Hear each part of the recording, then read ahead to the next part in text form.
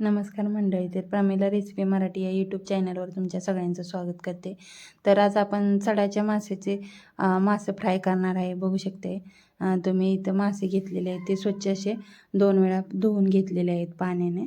आणि त्याची जी घाण असते पोटातली ती आपल्याला काढून टाकायची आहे. म्हणजे त्यामुळे काय होतं, मासे कडू लागत नाहीत. हे चढणीचे मासे आहेत, त्यामुळे ते घाण जर नाही काढली त्याची पोटातली तर ते कडू लागतात. त्यामुळे असे स्वच्छ असे धुवून घेतलेले आहे. बघू शकते किती खराब पाणी निघालेले आहे धुवून. आणि ह्या 3 प्रकारचे मासे आहेत. तर बघू शकते अशा पद्धतीने ते ताटात एका काढून घेतलेले आहेत. आणि ज्वारीचं पीठ घेतलेलं आहे. आणि ज्वारीच्या पिठानं असं चोळून घ्यायचं आहे सगळीकडून. म्हणजे छान असे जे गिळगिळीतपणा असतो तो त्याच्यातला निघून जातो.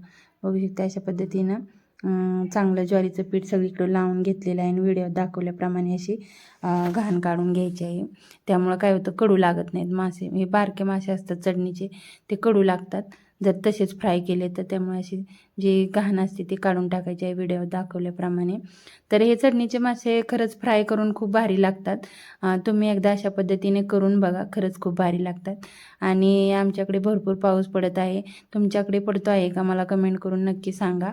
तर बघू शकते अशा पद्धतीनं धुवून घेतलेले आहेत. आणि परत एकदा पाण्याने स्वच्छ असे धुवून घेतलेले आहेत. चांगले चोळून धुवून घेतलेले आहेत. जे गिळगिळीतपणा असतो तो ज्वारीच्या पिठानं निघून जातो. त्यामुळे असे धुवून घेतलेले आणि परत एका ताटामध्ये काढून घेतलेले आहेत. तर ताटात काढून घेतल्यानंतर त्याच्यामध्ये आपली घरची चटणी टाकून घेतलेली आहे. एव्हरेस्ट मसाला असतो तो टाकून घेतलेला आहे. तुमच्या आवडीनुसार तुम्ही कोणते दुसरे वापरायचे असेल मसाले तर वापरू शकता. चवीनुसार मीठ टाकून घेतलेलं आहे, हळद टाकून घेतलेली आहे आणि आलं लसूण पेस्ट टाकून घेतलेली आहे. नंतर म्हणजे लाल तिखट असतं ते घेतलेलं आहे, ते त्याच्यामध्ये टाकून घेतलेलं आहे. लसूण, खोबरं आणि कोथिंबीर, जिरं टेचून घेतलेलं आहे त्याच्यामध्ये टाकून घेतलेलं आहे. आणि चांगला हाताच्या साह्यानं मिक्स करून घेतलेलं आहे. ही रेसिपी मी अगदी साध्या आणि सोप्या पद्धतीने तुमच्यासोबत शेअर केलेली आहे. त्यामुळे व्हिडिओ शेवटपर्यंत नक्की बघा. आणि हा व्हिडिओ तुम्ही कोणत्या गावातून किंवा शहरातून पाहताय मला कमेंट करून नक्की सांगा. आणि सगळीकडून मिक्स करून घ्यायचं आहे. नंतर एक 10 मिनटं मुरण्यासाठी ठेवायचं आहे. बघू शकते 10 मिनटानंतर छान असं मुरलेलं आहे. नंतर त्याच्यामध्ये 1 चमचा बेसन पीठ टाकलेलं आहे आणि 1 चमचा कॉर्नफ्लॉवर टाकलेला आहे आणि 2 चमचे रवा टाकून घेतलेला आहे मी याच्यामध्ये.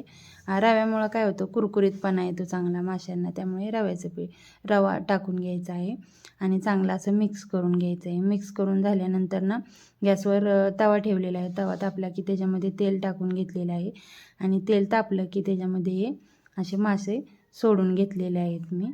आणि हे मासे शिजायला जास्त वेळ लागत नाहीत, कवळे असल्यामुळं ते लगेच शिजून जातात. बघू शकता किती छान असं असे तव्यावर सोडून घ्यायचे आहेत. तुम्ही ही रेसिपी कोणत्या गावातून किंवा शहरातून पाहताय मला कमेंट करून नक्की सांगा. बघू शकता अशा पद्धतीने आणि अलटीपलट करून घ्यायचे आहेत. बघू शकता किती छान असे फ्राय झालेले आहेत. हे भाकरीसोबत एकच नंबर लागतात.